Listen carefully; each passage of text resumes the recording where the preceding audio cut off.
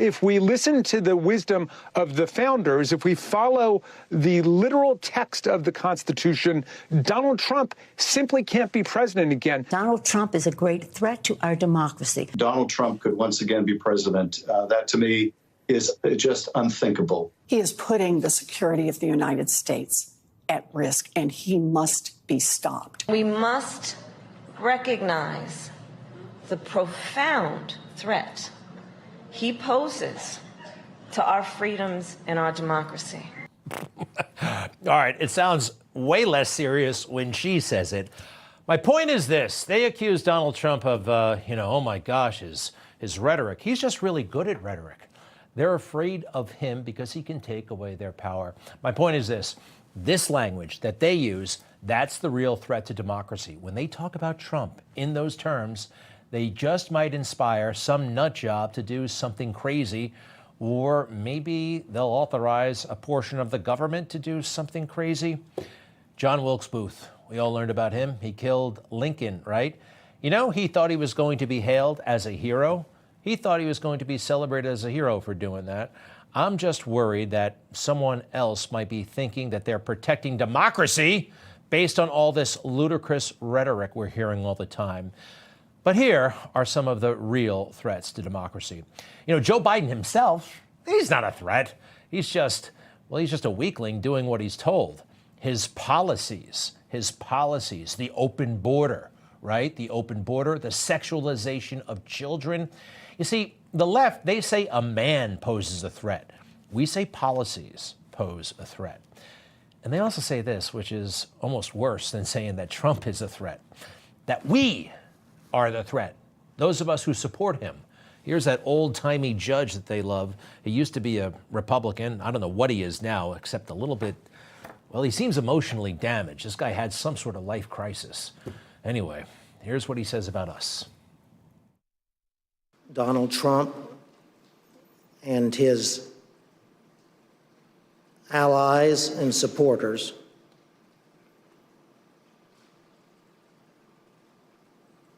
are a clear and present danger to American democracy. That's a real dangerous thing to say. Allies and supporters, I consider myself both. I'm a danger. Are you a danger to American democracy? And when he says clear and present danger, technically that means that they can start canceling laws to eliminate whatever threat there is to American democracy. This is dangerous rhetoric. And, you know, I think about that meme, and Donald Trump has said it many times. In reality, they're not after me, they're after you. I'm just in the way. Think about it. All right. Also this, they are hideous. These prosecutors, the whole system that's going after Trump. I saw some things in that trial yesterday. You know, I'm going through it meticulously. I'll get to Stormy Daniels, but first, I got to talk about this book editor they brought in. Yesterday morning, they brought in a book editor, and, well, they asked her some questions. I'm not holding anything against her. She was just answering questions, but we all know that Donald Trump has written a lot of books, right? Art of the Deal, and actually a few dozen others that we can't fit on this one screen. We also know that Donald Trump can be, I mean, let's face it, a little bit in your face. I mean, I like the style, but he's not everybody's cup of tea. In the late 1980s, Time magazine put it this way. They put him on the cover. That was cool. And look at this, look at the little inset there. It says, "This man may turn you green with envy or just turn you off. Flaunting it is the game, and Trump is the name." Yeah, in your face. It's not for everybody. I think the policies are great if you don't like the style, but so this is what they tried to do in court yesterday with that book expert. They brought in a bunch of books that Donald Trump wrote some 20 years ago and had this editor read from them in an effort clearly to make the jury just not like Donald Trump. I mean, it's wild. Let's see here. The prosecutor asked, "Is this another excerpt from the book?" They put some papers in front of her. "Yes, page 162. "And what is the title of this on this page?" Answer, "Sometimes you still have to screw them." Okay. Can you read the portion of this excerpt? "For many years, I've said that if someone screws you, screw them back. When somebody hurts you, you just go after them as viciously and as violently as you can. Like it says in the Bible, an eye for an eye.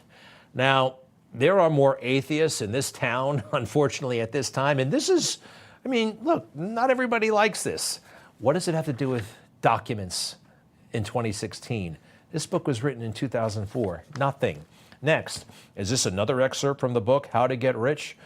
Yes, page 267. Can you read the unredacted portion of this page? All the women on The Apprentice flirted with me, consciously or unconsciously. That's to be expected. A sexual dynamic is always present between people, unless you are asexual. Prosecutors are reading this in front of the jury, or they're getting this person to read this stuff that has nothing to do with anything. It's a desperate attempt to make sure that the jurors don't like Trump. The other thing they wanted to make clear, that Donald Trump wrote these books, right? They kept asking her, the ghostwriter, that there was no ghostwriter, just an assistant, right? She didn't really know, but the prosecutors wanted the jury to think that Donald Trump, sat there and wrote the entire book without a ghostwriter.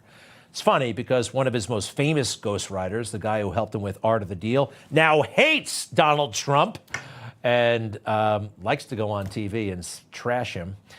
And he wrote the book. Sometimes ghostwriters do write the book. This notion that I didn't write the book is so preposterous. I am not certain that Donald Trump read every word, but I'm sure certain that I wrote every word. And he made a few red marks on the manuscript and sent it back to me, and the rest was history. The idea that he would dispute that is part of why I felt I had to come forward. The notion that if he could lie about that, Rachel, he could lie about anything.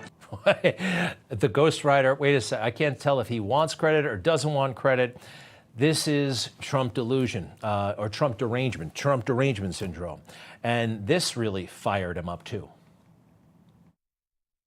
As he said today again, all publicity is good publicity. Now that is crazy. That is simply crazy. What kind of human being says all publicity is good publicity?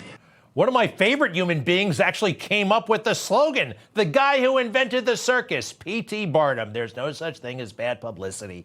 They have a problem, don't they? All right, I gotta do the Stormy Daniels thing. We're almost there. First, where are the prosecutors in this case? Usually prosecutors in high-profile cases, they get a lot of attention, right? Like Marcia Clark and Christopher Darden, right? Remember them? Word is that they were seeing each other during the trial. Who else? Give me a couple of more. This guy, can't remember his name, but he prosecuted and lost the case against Kyle Rittenhouse. Great American, by the way, Kyle. Oh, you see the woman with the glasses? That's Kimberly Guilfoyle, actually. She prosecuted a very unique case where somebody's dog mauled somebody to death, and she prosecuted the dog owners successfully. So this is kind of how it works, right? Now, this is another one on the right. Joan Aluzzi Orban. She prosecuted the kidnapper of Etan Pates, a very famous case. The kid went missing in the 1970s, and they convicted the murderer just a few years ago. All right, so the prosecutors on the Donald Trump case, you never really see them. The courtroom sketch artist doesn't even really draw pictures of them, only from the back. They want to keep a low profile because, quite frankly, they're kind of dirty. They're kind of conflicted. They got all kinds of issues. And someday this case is going to be a huge stain on their record. So I think they're trying to keep a low profile. But let's not let that happen. The head guy here, Colangelo is his name. Colangelo, we learned yesterday, actually received $12,000 from the DNC in 2018 when he was working for the New York State Attorney General. He's incredibly woke. He was the number 3 guy at the Biden Justice Department. It's ludicrous that he's on the case. The woman who was questioning Stormy Daniels, Hoffinger is her name. She's another big donor to Democrats, including Biden. Who remembers Daniel Penny, the subway hero from this last summer, I guess it was? They arrested him for saving the lives of the people on that train. Well, guess who helped bring him in? Steinglass. Assistant DA Steinglass, and he's one of the guys prosecuting Trump. We all know about the judge and his fondness for Democrats, liberal political action committees, of course, his daughter, who's a big-time leftist, and that he did not throw this case out. Well, one day, again, I think he's going to pay the price professionally. This is a horrible, horrible case. So, all right, let's do the Stormy Daniels stuff. She was there yesterday. I went through the entire thing. And a couple of points I need to make. Number one, remember, everybody glosses over this. They say porn star and then they move on. Well, how many movies did she make? 500 movies. And by some estimates, she has slept with over 3,000 people, both men and women. Okay. Now, she also has been in some, well, mainstream movies, like 40-Year-Old Virgin, Knocked Up. Those are the Judd Apatow movies. Apatow. He's friends with Seth Rogen. And he brags about he met her a long time ago, 20 years ago, and started putting her in the movies. I'm so good at casting. Do you know that I've cast Stormy Daniels 3 times? Are you serious? She's in Knocked Up, 40-Year-Old Virgin. She is? She was in Pineapple Express, but we cut her out, but you see her picture in it. Ha ha ha ha. Well, all right. So she has met celebrities before.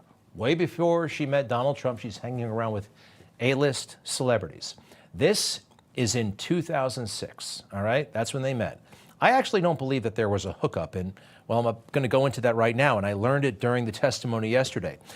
She alleges that they had a rendezvous at Harrah's Casino at Lake Tahoe, okay, in 2006. Remember, 2006.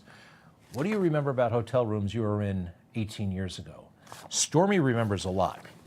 Can you describe the first room that you saw when you entered the hotel suite? Inside the room? Yes, the first room you entered when you entered the penthouse.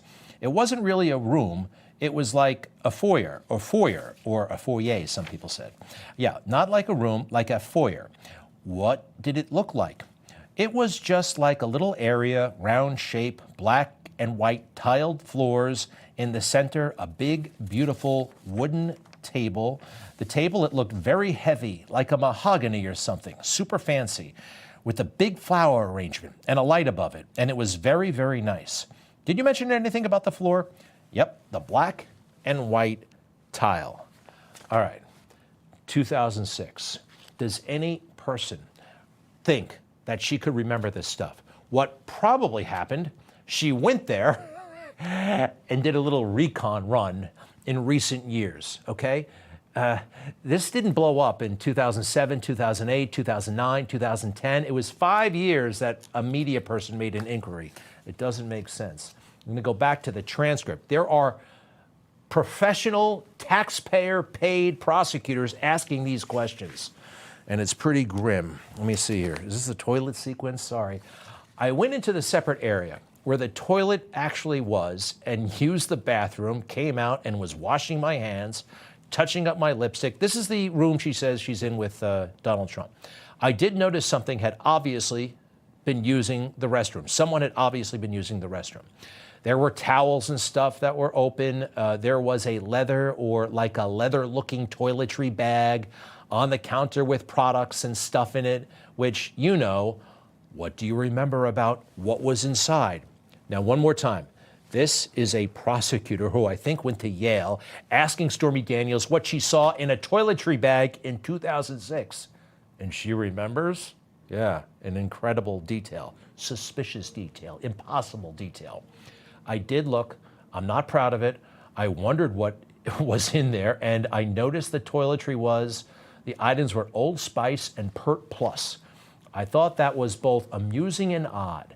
And a manicure set, which was gold tweezers, and all gold things. Does this make any sense to you? Now, does he use Pert Plus? You know who knows what kind of shampoo Donald Trump uses? I'll bet you the CIA and the FBI. Absolutely. If it's Pert Plus, I don't think she found out by rifling through some bag 18 years ago. Do you? And when it got down to the alleged nitty-gritty, well, She put it this way to Anderson Cooper 6 years ago. Sounds very different from what we heard yesterday. Did you want to have sex with him? No, but I didn't say no. I'm not a victim. I'm not. It was entirely consensual. Oh, yes. Yes.